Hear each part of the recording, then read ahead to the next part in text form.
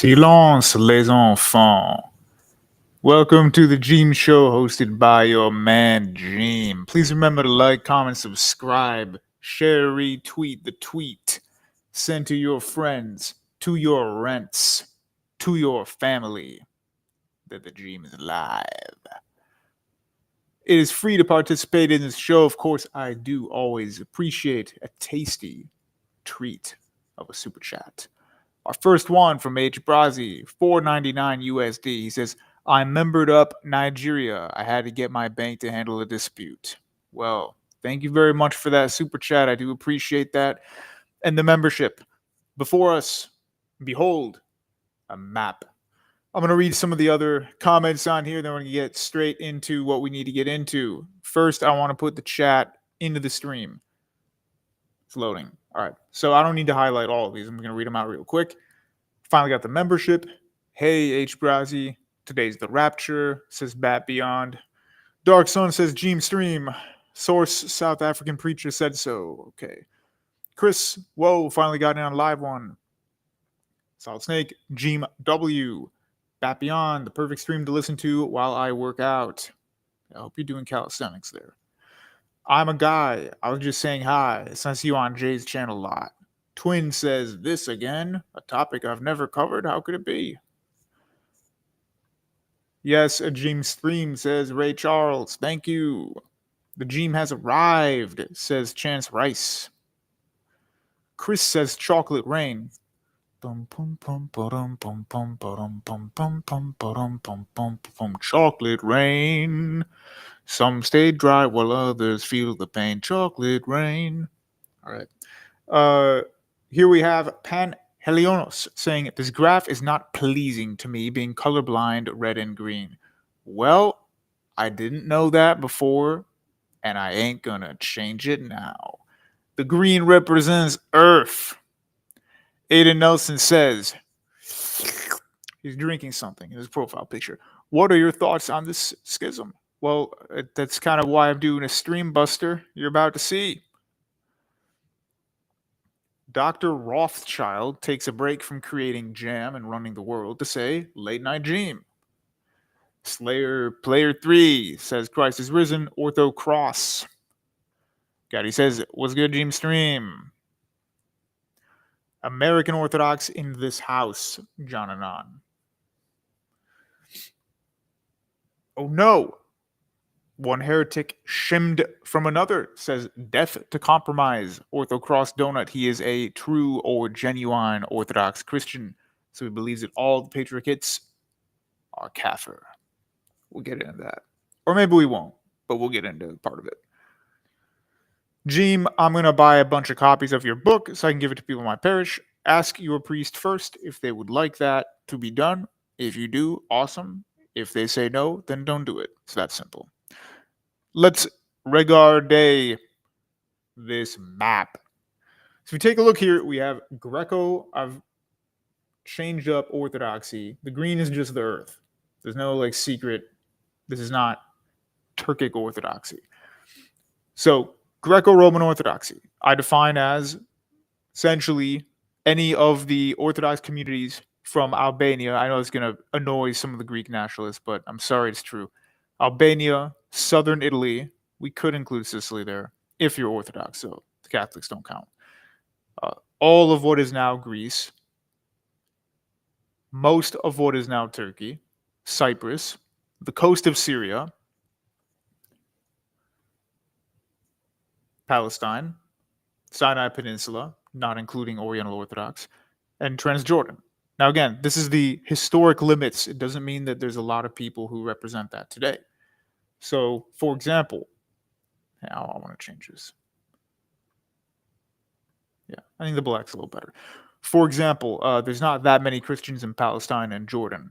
In Jordan, there are about 3% of the population, Palestine less than 2%, but they're still highlighted on the map.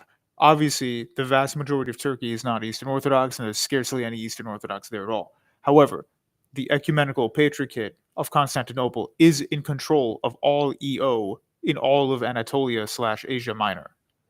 Okay. Then other ethnicities.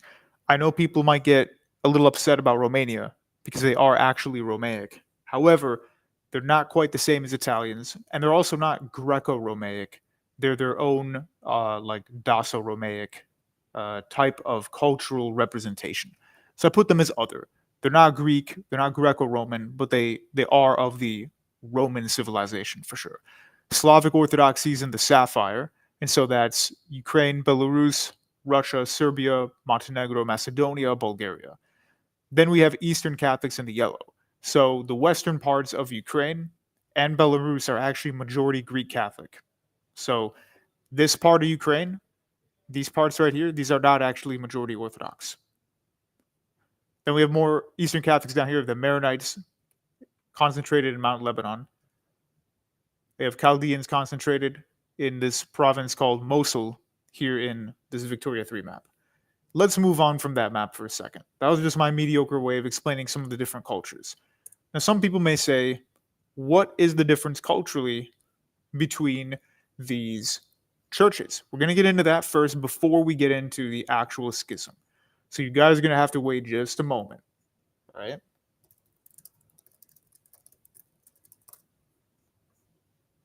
All right.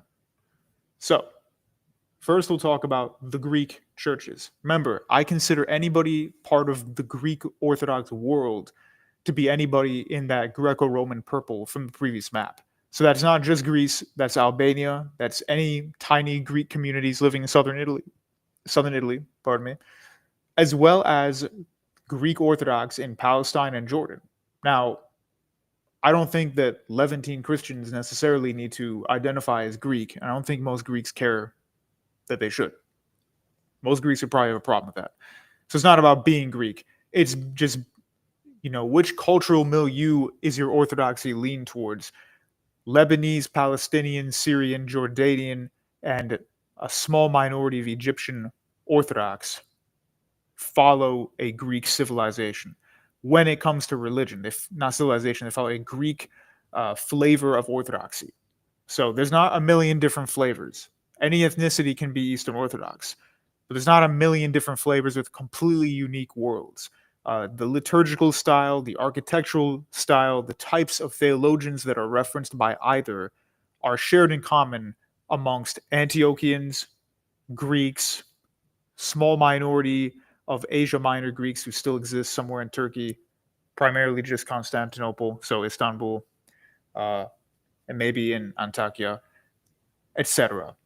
So those have that in common. Then you have the Slavic. So we're going to take a look at the Greeks real quick. Let me read some of the comments here, and then we'll proceed. Let's see. 999 H Brazi. Also follow back on Twitter. Thank you very much for that super chat. Greatly appreciate. Greatly appreciate. Obedience says, Jim, is there a video that goes over your faith background, conversion story, or anything like that? No, I didn't think anyone would care, to be honest with you.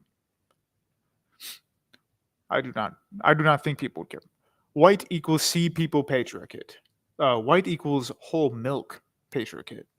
I'm kidding. Eric Vigilant, obedient. I think Jeem's cradle, not sure. Batman Beyond says Jeem has Orthodox and Catholic parents. Yeah, that's true. I was raised more Catholic, but still in the world of Orthodoxy. So I consider myself partial cradle Orthodox. As in, I was not raised Orthodox, but I had been going to Orthodox churches since I was a youth. So it's not like I had to discover what it was. I knew what it was. Dan the Man, I've only heard about disunity in OO by actual OOs. This is not about the OOs today.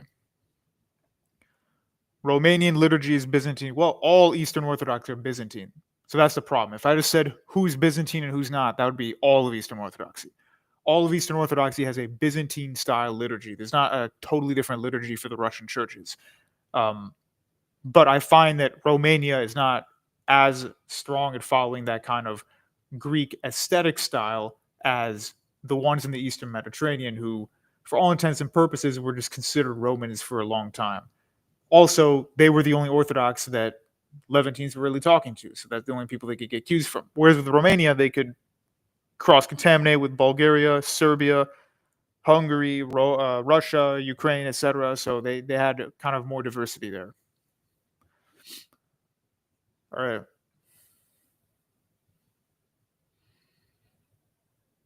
Everything's so small on these maps. I'm grandpa. No, that's my bad. I didn't zoom in on the other one on Wikipedia. We'll go back to that. What's happening? Oh my goodness. Well, I'm just explaining the difference between Greek and Slavic cultures in terms of Orthodox Christianity. All right, anyway, so this is the double eagle of Constantinople. Here's wet if you want that awesome texture on your backpack and you're like 9. But anyway, so as you can see, the double flag of Constantinople. Now, I see a lot of people say, and I've said this myself too, oh, the Greeks care too much about this Hellenic identity. They don't care about their medieval Byzantine Romaic identity. Whether you believe that or not, they do take pride in Constantinople. They do take pride in the Byzantine Empire. They just identify specifically as Hellenic. In every Greek Orthodox church I've been to, you will see the Byzantine double eagle. So there's no shame regarding that whatsoever. Okay, so that's that subject pretty quick. We're going to take a look at this real quick. I'm going to tell you what these things mean at the bottom because they may be too small for you to read.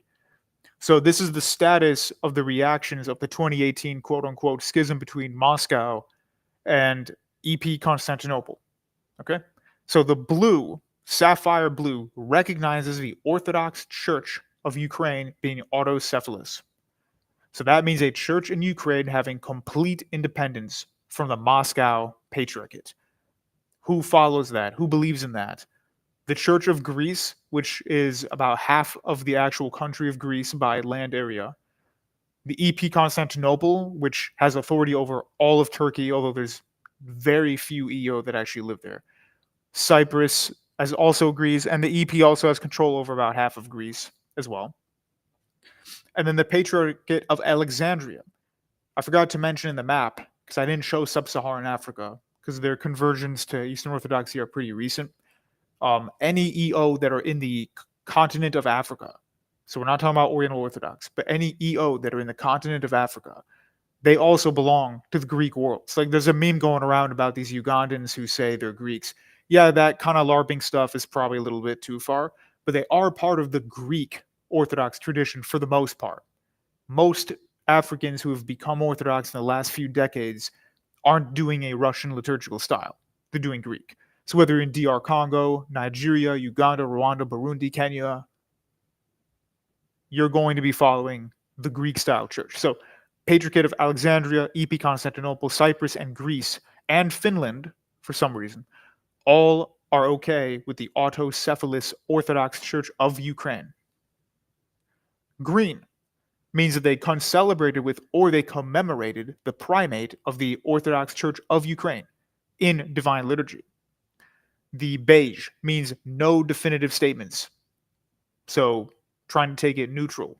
Here you have Antioch, which is the northern half of the Middle East. You have Georgian Orthodox Church. You have the Orthodox Patriarchate of Jerusalem actually sided with the green. My bad, I missed them. Albania, Macedonia, Czechoslovakia, Czech Republic, Slovakia, Poland. Not really taking a huge stance. Red does not recognize the OCU autocephaly at all. Moscow Patriarchate, that includes also the Serbian Orthodox churches and pretty much all the other churches in the northwest of the Balkans. Kazakhstan and the remainder of Central Asia, which is under the influence and dominion of the Moscow Patriarchate. And then purple, territorial disputes between the Moscow Patriarchate and the Ecumenical Patriarchate. So these are lands where the EP of Constantinople and the MP, Russia, are debating or fighting over who has the command. So we have Estonia, Latvia, Lithuania, Moldova, and Ukraine are all this battleground. So this is quite serious. People say this is nothing. This is just a nothing burger. It's a big fat cheeseburger with no cheese. That ain't true.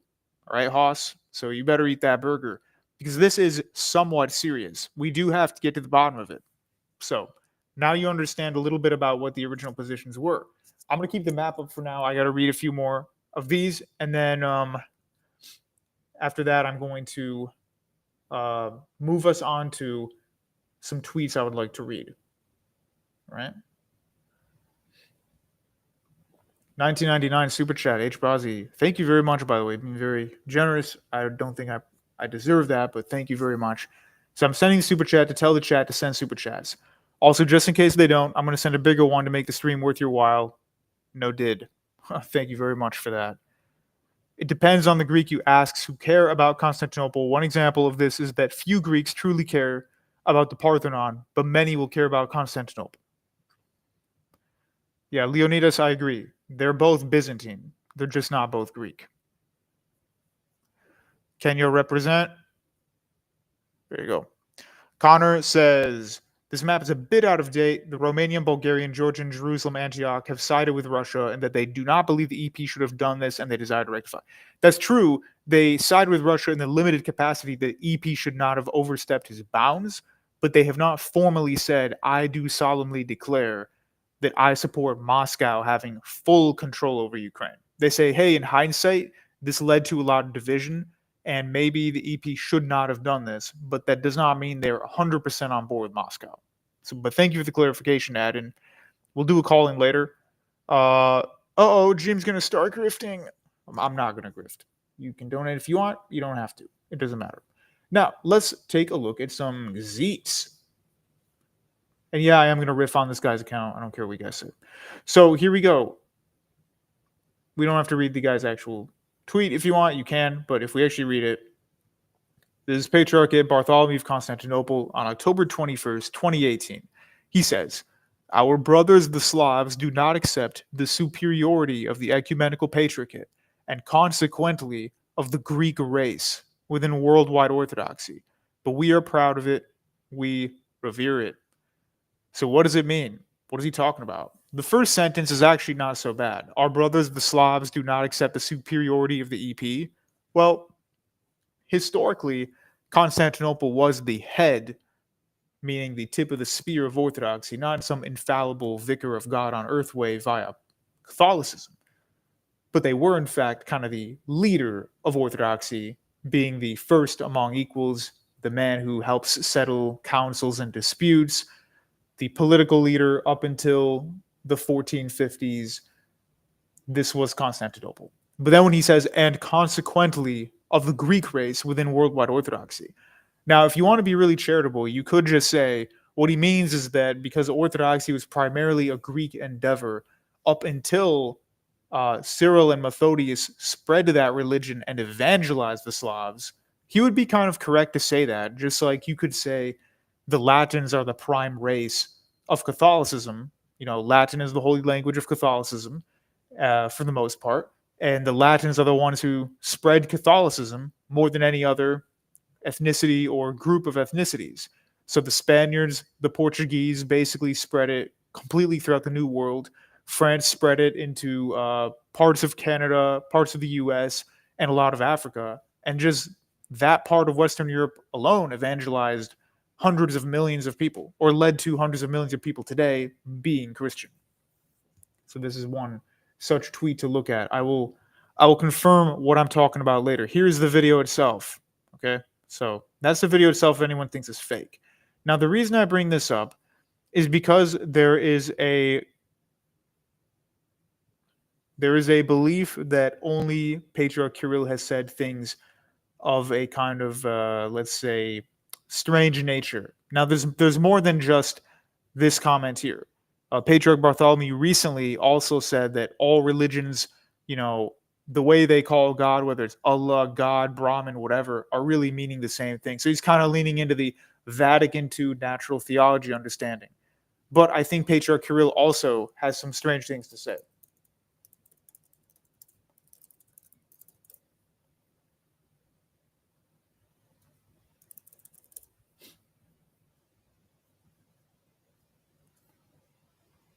All right. So Patriarch Kirill is the leader of the Moscow Patriarchate. I believe we got a few more comments, so let me read those first. It's a shame there wasn't a synod about this. Also, Ukraine now banned the state religion, persecuting the clergy that are protesting, and LGTV. Okay. Leonidas, 1 CAD, thank you very much for the super chat.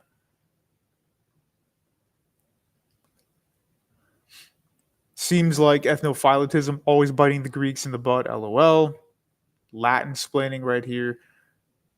Haha, EP Barth is also very sus, more likely to be compromised in my honest opinion. Well, I want to level the playing field. Patriarch Kirill has also said some whack things. I can't find the exact quote here on like Google Images, but I'm sure you've all seen it. Look it up if you think I'm lying, because I'm not. But Patriarch Kirill said something about many times about Islam being a friend of orthodoxy, meaning, Protestantism and Catholicism, these are kind of Western invasions. They have no place in Russia.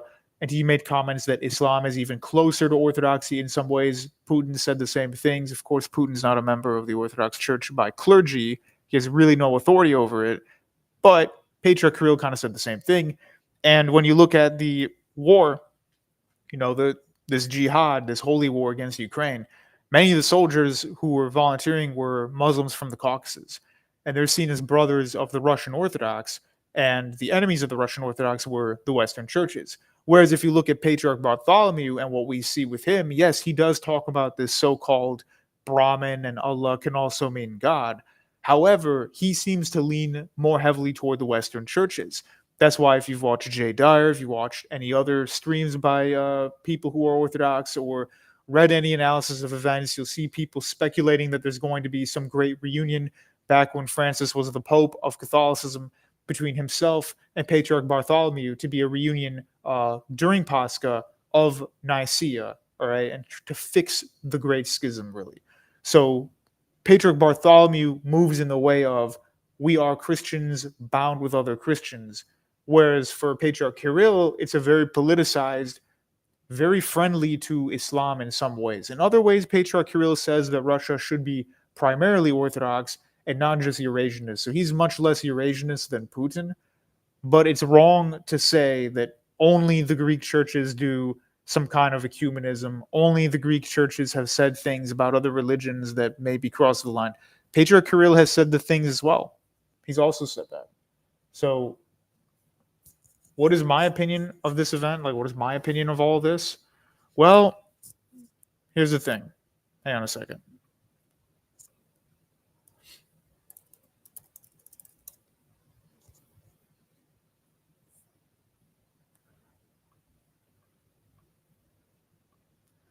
Yeah, I had to find the quote that if people say I'm lying, I'm not. So Patriarch Bartholomew in 2025, just earlier this year, at the centre lies the sacred itself, the ultimate, the absolute reality, which is expressed in various ways as God, Allah, Brahman, or as the luminous void. I really don't know what. Okay, anyway. This reality is not an abstract principle, but the foundation of the community of being which unites all things through love, compassion, and mercy. So first we have the weird Greek comment, then we have this. Now again, I think that you could try to be charitable with the Greek comment, just like you could say that, you could also say that the Latins are like the prime people of Catholicism. But yeah, I do think that if you take a look at both of these, you'll see we have problems in both. So it's not fair to say just the EP is doing weird stuff. Why do I bring this up? Because there seems to be this confusion on Orthodox YouTube/Twitter that the Greek churches, quote unquote, are all corrupted by the CIA and Freemasonry, and they're all evil and they all suck and they like liberalism. But based Moscow is going to fix all that. And I've been critical. I've been very nice to Russia in the past. I've been very charitable. I've tried to explain away certain things. But there are problems in Russia. There are problems in the attitudes of the Moscow Patriarch as well. And they need to be addressed, because I don't want it to be one-sided, not out of fairness, but out of truth. So yes, there are some major problems with the EP, and there are some major problems with the MP as well. I think both of them should have ceased their activities when it came to claiming Ukraine. And yeah, this does look like geopolitical war, and you could say it's NATO Orthodox versus, non-NATO Russian Orthodox, but that doesn't automatically make Russia the good guy in all scenarios, just because NATO happens to be more liberal and maybe more honest with their globalism. I still think that Russia as a country, ignoring the MP, is a globalist country. The Duginism and the Eurasianism of the Putin government is pretty obvious, as plain as day, that they like Easterners and ally with Easterners, many of them non-Christians, against the West, TM, whether Patriarch Kirill supports that or not. So those are some of my opinions on this. I'm gonna let the call-ins happen soon because I don't have time for like 2 hour stream today. Let me read some of this real quick. Guitar Tuning says all Muslimin need to leave Europe.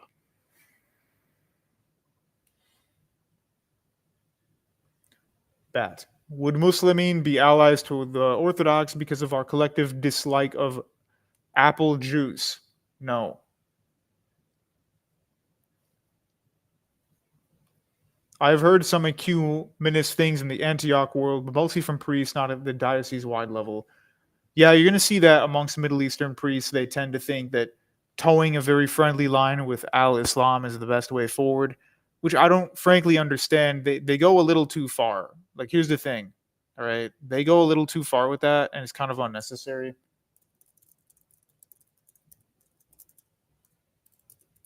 And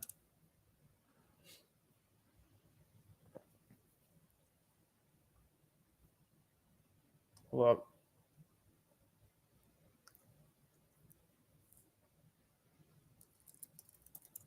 Hold up.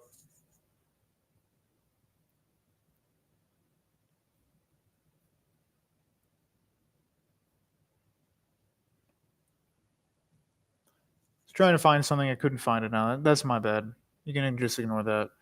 Okay, I found a really low quality image of it. It's gonna suck, but let's just load. So bad quality, but it is what it is what I could find. You're gonna have to deal with it. Yeah, so with the Antiochians, the thing that's weird is that they don't really need to be that friendly with al-Islam, like to the point of bending backwards and saying we all worship the same God and we all have the same religion, we all want the same thing. Because Muslims don't believe that. I don't think they like being talked down to. They know what their differences are between Islam and Orthodox Christianity and Catholic Christianity. They know the differences. They don't need to be told. So I don't think Muslims need to hear that per se. But this is where the Rum, meaning Greek Orthodox, live in the Levant. I think 200,000 in Syria is a little pessimistic. It's probably more like 500,000. But that's a very brief map of it. Very brief map. But yeah, so let's just go back to the schism, and then I'm going to get some people on here. The condescending Redditor says Russia's far gone.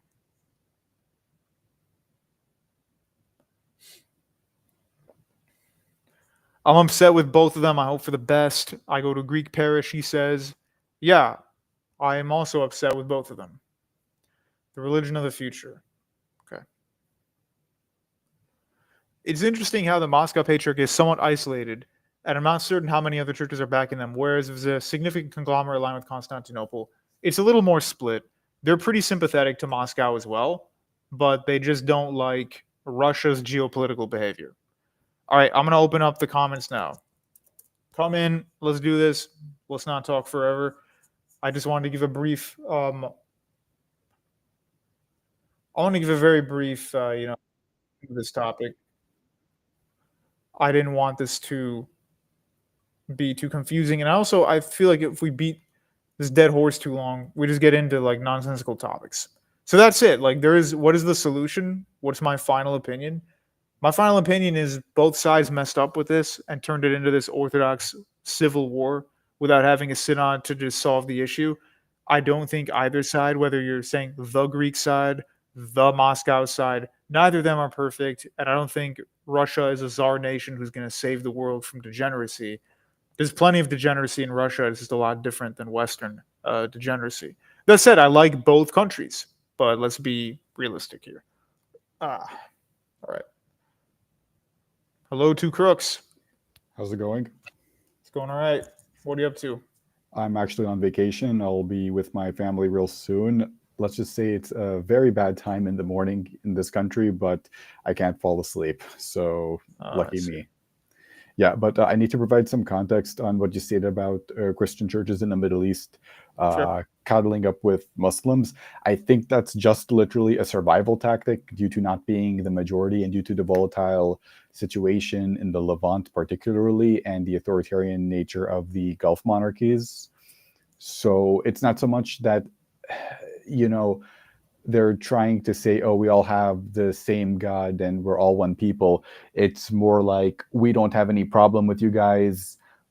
We know we have differences, but pretty much just like, please leave us alone. Though, unfortunately, this can also lead to some sort of weird scenario because more hostile Muslims believe that, oh, these Christian Middle Easterns, they say they want peace, but at the same time, they support maybe this one politician we don't like, or they control a disproportionate amount of the economy, rhetoric that you guys might think sounds familiar. So I think they say this as just like some sort of please leave me alone kind of rhetoric. I think even Muslims in the West get the same kind of reputation that they try to say, oh, we all worship one God, but then anti-Muslims say, oh, they're just trying to get the heat off them, but we know what they really are like. You know what I'm saying? Yeah, I get it. That's why I think it's not like a great idea. Like, you understand why they say that stuff, but it comes off as like disingenuous. So yeah, I think you're right. Like that's why they do it. I just don't think it always works out. I don't think it impresses Muslims that much because like they're not Right. stupid. They know what the differences are. But yeah, I mean, if you got to go do your holiday stuff, I appreciate you calling in though. Yeah, it's fine. It's my folks haven't arrived to the country yet, but I just wanted to give some context on this. And I just think in general, I know it's very disingenuous as well, but I think it's more from a political standpoint. They're trying to signal to the Muslims, how can we, be a thorn on your side? We're a minority in these countries. I think only in Lebanon do Christians that have any actual, true, real power. And I think like the Maronites, for instance, don't really do this thing as much because they're in a stronger position of power. Yeah, So, that's probably a large part of it. I don't think Assyrians do that much either. Assyrians and Maronites are quite similar, like politically. They act kind of similarly, in my opinion. For Armenians, it's more like, we're not even Arabs, just legitimately like leave us alone kind of thing, Yeah. But also for Lebanon in particular, you'll find that Shias and Sunnis will also trying to invoke this rhetoric, not from a Muslim perspective, but from a Shia or Sunni perspective, as in, hey, Sunnis and Christians, we all worship the same God. Let's try to get along, because what makes Lebanon interesting is that due to the fact that the Sunnis and Shias are very similar in number, it's almost as if they treat each other like two different religions, as opposed to, we're Muslim A, you're Muslims B, as opposed to Lebanon, where I guess you could say all Christians would agree, like, yeah, we're Christians. Yeah. You know what I mean? Yeah, that's a very good point. I'm going to let Chris on first and then James. Chris, how's it going? Hey, Gene, how's it going? Can you hear me? I can. You're slightly roboting, so I'm going to lower your volume a bit. What do you want to talk about? Hey, just wanted to offer some context on the comment I made earlier about Antioch and Ecumenism. First off, I'm still new to Orthodoxy. I've only been in the church 4 years, and I come from German-Polish background, so I don't know a whole lot about the politics. I usually just try and listen more so I can learn. But what I saw with ecumenism being in the United States was kind of, my priest in particular tends to downplay some of the differences between like Catholicism and Orthodoxy, and kind of focuses more on like the unity there than I feel comfortable with, and also kind of with world religions. We have some friends with spouses who are in different kind of radically different faiths, and kind of it's a little bit of a downplaying of the importance of like that division there. So that's kind of the angle that's coming at it from. Yeah, I guess that makes sense. I've seen that also. It's not totally uncommon. It's not out of control or anything. So I think that's a good point. Let me just answer these comments real quick. Sveti says, "Hey, homeboy, how do you feel about a Macedonian like me? Love me or hate me." No strong opinions. I don't have a problem with Macedonians at all.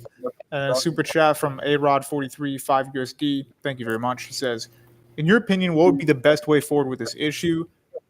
Make some kind of dividing line where, obviously, if Russia is going to have geopolitical control over a portion of Ukraine, they should have religious control over that portion. But if Ukrainians themselves want to be in party A or party V, maybe they should put that to some kind of a vote, because it doesn't seem like either side is fully representing the issue too well." Yeah, that's my opinion on that for the moment. Thank you, James. Anything else you want to comment on? Or Chris, I mean, James is coming up. I mean, Chris. One other thing I wanted to offer up. Talking to my mom, she's been doing a lot of missions work, kind of Middle East and Eastern Europe, kind of as a medical missions thing. And she was just in Georgia like last week, and she was telling me about the situation on the ground, and she said kind of the Georgians are very Orthodox, but also there's a marked like kind of political resistance to Russia with kind of some of the geopolitical stuff going on. So I think that's also a great source of like kind of the driver of some of this division. So again, I'm just trying to figure out what's going on and pay attention and not take sides on stuff because I honestly don't know too much about it. Yeah, definitely. Thank you very much for that. I don't have too much time, so move on to the next caller. But thank you very much, Chris. We're going to have, let's see here, James. Welcome to the show again. How's it going? Yeah, good, man. I hope you've been well. Yeah, I'm just tired of seeing this topic because, I mean, I understand why it's interesting. A lot of people are learning about Orthodoxy, and they conflate it with Roman Catholicism, that, you know, the bishops have this infallibility about geopolitical matters and stuff like that, when honestly, it's kind of the opposite. I feel like, you know, they have a spiritual authority, right, binding and loosing, and they should be holy examples. But that doesn't mean they're infallible. And, you know, I'm upset with both the actions of Constantinople and Moscow's patriarchs, because they both are out there. They're playing the geopolitical game, you know. And I liked your suggestion earlier, like, maybe Ukrainians can put it to a vote, but Ukrainians already tried to vote in those eastern provinces before this conflict went full scale. And, you know, it's like, this is clearly not like in the hands of the people. It's in the hands of the powers that be. And I feel like the only ones rejoicing over all this division are the demons, right? So, yeah, I agree. It's definitely a geopolitical thing. You're right. They're not infallible warlocks of power or anything. Either patriarchs are not infallible warlocks. But, you know, it is a very geopolitical thing. There's people oversimplify it as NATO versus Russia. There's a lot more nuance than that. But at the end of the day, you're right. The people on the ground don't really get to vote. And Ukrainians aren't all one exact identity either. People in the Far East are more Russian identifying, but people in the center and the West don't want to be part of a Russian church, many of them. So there has to be some kind of diversity of opinion in how far these borders of patriarchate control go. So I do agree with you there. That's why I said earlier in the chat, there should have been like a synod about this. I know, like, usually that's just lip service nowadays, right? People will go their own ways, but like, now you look at the fruits from all of this, and it's very rotten. I mean, at least from what I can see. I know I'm supposed to have like obediences and to not really, like, it's not my place, but at the same time, it's a little disheartening, you know, when I see, you know, maybe it's false, maybe it's just a fake news I read, but, you know, the new church in Ukraine, the head of it was previously defrocked, right? And you look at the stuff that they're endorsing, and, you know, you can clearly see how it's compromised, right? And I'm not saying Russia's good. I'm saying, like, you know, this is supposed to be the authority of the church, not for the secular powers that be. But I feel like the church has been acquiescing to, you know, for whatever reasons. Yeah, I think you're correct on that. There's definitely problems on the Orthodox Church of Ukraine side. I like to point out both because I like to be pretty fair. I usually see one person will be all in pro-Greek or whatever. Another will be all pro-Russia. So I try to be a little in the middle there. Oh, no, I go, like I said, I go to the Greek parish, and I'm tired of seeing all the hate for the Russian church and ROKOR, especially because everyone says they're KGB. KGB doesn't exist. And if you have any level of, like, discernment, you can recognize that the Russian intelligence agencies have a lot less power and influence than the Western intelligence agencies. Right. And, you know, that's all I'm going to say. I'm going to leave it at that. All right. I'm going to let in Nikolai. Hello, Nikolai. How's it going? It's going well. How are you, Gene? I'm doing decently. We have both of us and James and two crooks in the voice chat. So we've got the four of us here. What did you want to bring up? Well, I mean, to give a little bit of background, I'm under the Moscow Patriarchate in Korea, and I often get to speak with my bishop about these issues. And on any time that Patriarch Kirill says something that is seemingly maybe too far in a direction or something like that, he often will kind of explain certain things. Sometimes he'll say, sometimes the patriarch gets things wrong, and oftentimes he talks it out with the bishops in Russia. But one of the things that I think really needs to be noted here is that the issue in Ukraine didn't just happen in a vacuum. And there's a reason why I think a lot of the other patriarchates are leaning slightly more towards Russia in terms that they think this issue needs to be resolved, and they think that the EP overstepped its bounds, which I think you agreed with earlier. Yeah, I agree. The EP overstepped its bounds. Please continue. Yeah, and so one of the issues that I always bring up is that the EP is kind of the one. He would get a lot more sympathy on the Ukraine issue if it wasn't the fact that he is also constantly intervening in other areas and other jurisdictions' businesses, right?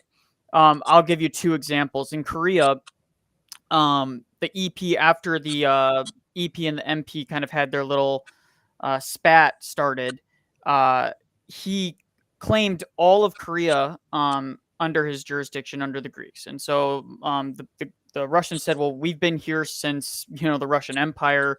We have every right to have our churches here. And they basically said, no, you don't. But they separated anyway. So now we have two different jurisdictions in Korea when we previously only had one. And then, but they took it a step further, the EP. They went ahead and gave the title of the Bishop of Korea, the Greek bishop there, not just Korea, but all of Japan too. Well, the Japanese church has had one jurisdiction in Japan since its beginning, since the MP first planted the first churches there and granted the Japanese church autocephaly. So it's like you can't win. It's like he can't just take a win. He couldn't, like, if he had just claimed Korea, there'd be an argument for that because there really wasn't a meaningful presence of any jurisdiction there. But for Japan, there's just no excuse, right? There's just this period, no excuse. There's not even like a movement in Japan for like separation, right? Like everybody agrees the Japanese Orthodox Church is the Orthodox Church in Japan, right? And it's the same thing with the Macedonian Orthodox Church controversy, where the Serbian Church clearly has the authority to grant autocephaly, but the EP says, no, they don't. I'm the one that ultimately gets to say who gets autocephaly, right? It's this constant like battle of ego. And as much as I'm critical of Patriarch Kirill on certain things, he has tempered a lot of his views over the years, mostly because, in my opinion, he had to make certain geopolitical commentary because of the massive Muslim population in Chechnya. They don't need another Chechen civil war on their hands, Well, let me ask you something. So I've seen there's some comments in the live chat here. AK is one of them. There were some others earlier. The EP wants to be supremacist. I think what they're trying to say, there's a sentiment that I've heard a lot as well.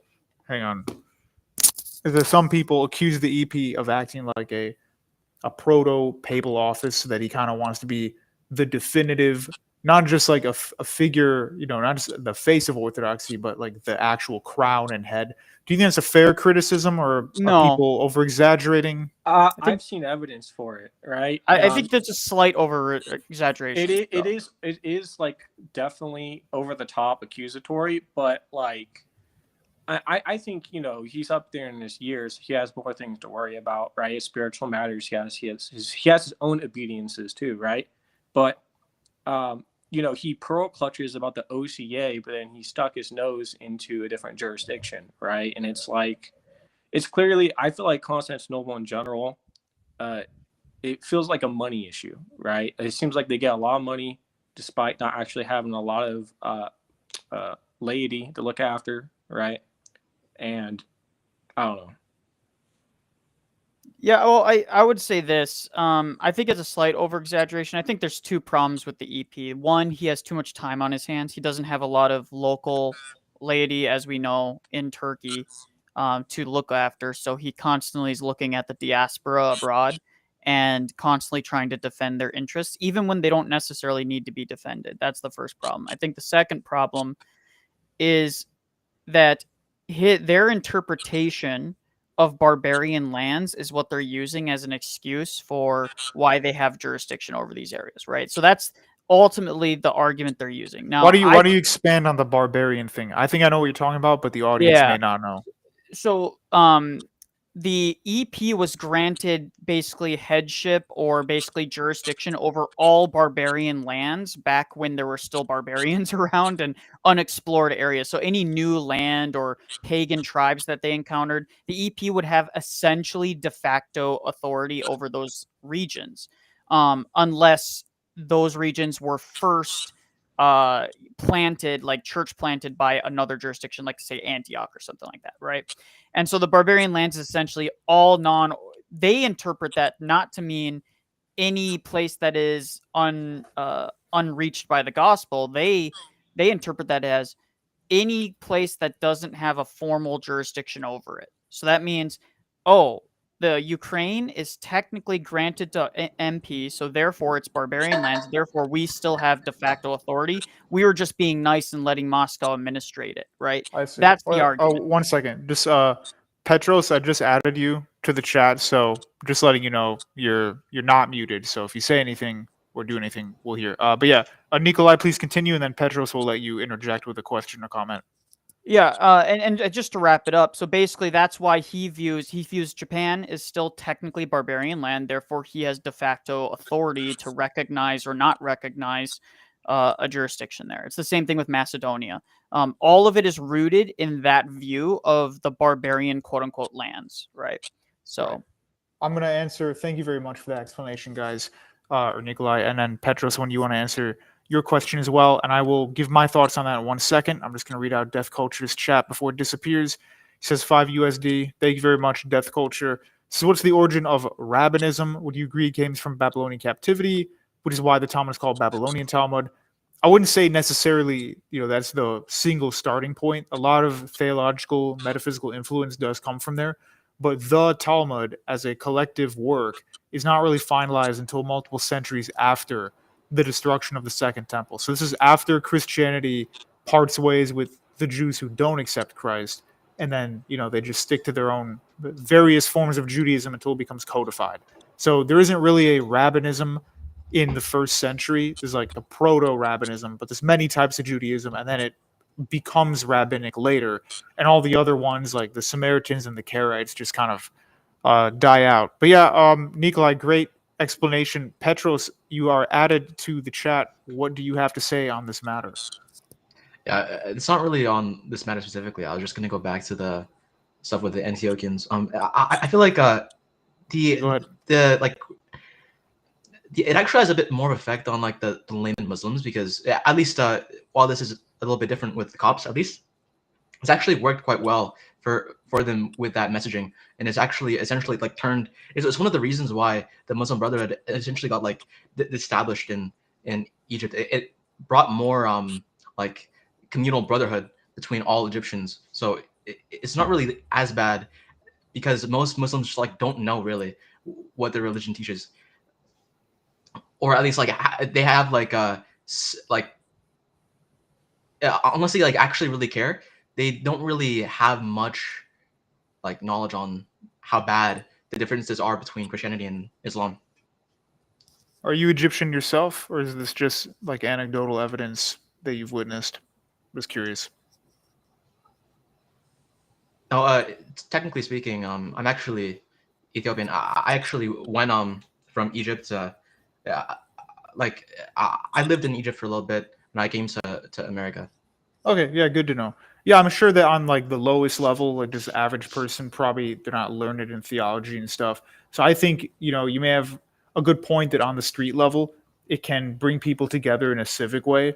But then when you have these kind of like influential preachers and imams who do know the theology, I've seen sometimes when they've taken it the exact opposite way, and they'll be the Christians are trying to pollute the purity of Islam with their teachings, et cetera, et cetera. So that's why it depends on the situation. It can be either good or bad.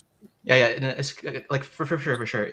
And I think actually it's honestly, I'm a bit surprised on how effective it was, at least in Egypt, because when I was there, it was like around 2015.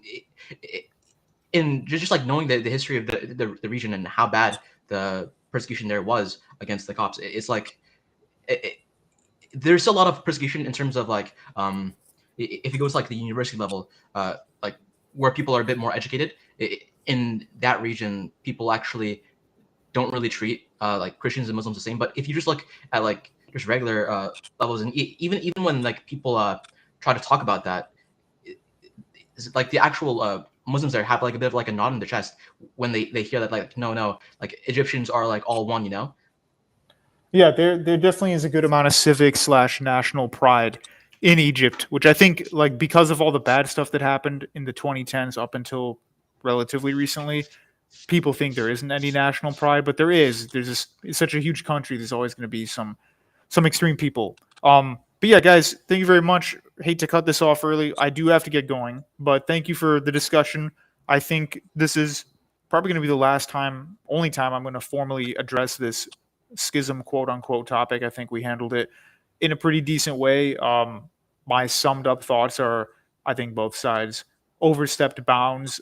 Nikolai gave a great explanation, as did James on the EP, overstepping his bounds in certain times and places. I think both sides could have handled it better, but I don't think this is a religious theological schism. Then again, from the Orthodox perspective, the papacy was also not really theological. It started political, and it still led to a schism. So we still have to be careful of this stuff. To, well, it's not, metaphysics. It's not about absolute divine simplicity. That stuff actually comes retroactively later. A lot of times a schism will happen politically. So we do have to take a look at that. But yeah, thanks guys for calling in. Thanks for all the super chats and the comments. And I'm going to close out the call parts, but thank you guys very much. And yeah, Winged Editor, sorry you couldn't get in, and anyone else who tried to get in who was not able to, my bad. So yeah, I don't know why we're talking about the Babylonian Talmud now, but anyway, thank you guys very much. Great calls, I mean, great topics. Yeah, but remember, political things can lead to actual schism. Catholicism and Orthodoxy split up, and from the Orthodox perspective, that was all about the geopolitics of the papacy, which, if you ask some people, it's because of the Germanic Franks. But in either way, the papacy began as a political difference between them and the Orthodox Church. It was not all about the theology. The theology was kind of the undertone of many other differences piled on. So I'm not saying this is going to break up Orthodoxy, but something like this could, in a certain, if things got more extreme. All right, thank you. Please remember to like and comment, and please share this video as well. All right, thanks, guys.